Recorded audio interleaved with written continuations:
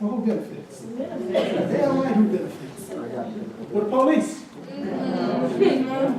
Yeah, well, the police benefit because they're founded in this country because they are the first, basically, slave trackers.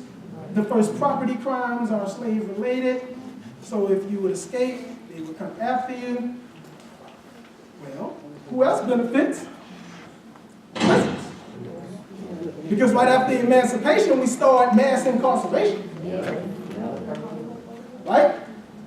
Let's deal with some amendments in our Constitution. The Second Amendment is arguably, I'm going to make sure I put arguably because I posted this recently and started a big argument between some researchers on my Twitter page, that they say that this was ratified because it preserved the slave patrol militias. And slave patrol militias would essentially go around from plantation to plantation and basically turn everybody against each other to find out if somebody was trying to plant a uprising. And you had to make sure that they were armed. But the 13th Amendment banned slavery as a punishment for a crime. Right? Banned slavery except for a punishment as a crime. And the 14th Amendment bans it as debt servitude. So what it means is that it's technically still legal. This is why chain gangs are still around. This is why convict leasing is still around. And if you don't know about convict leasing, we'll get into it a little bit in a minute.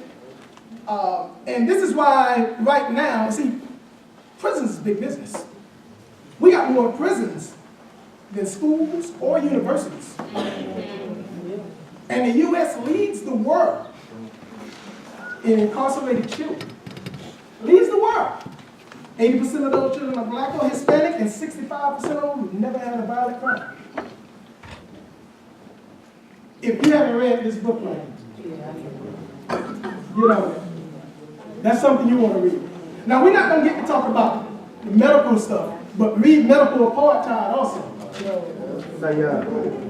So let's talk about prison owners while we're at it, because these two companies right here, they manage and own more prisons than even the government itself. Because they get hired to manage and operate prisons. This is the CCA and G4S.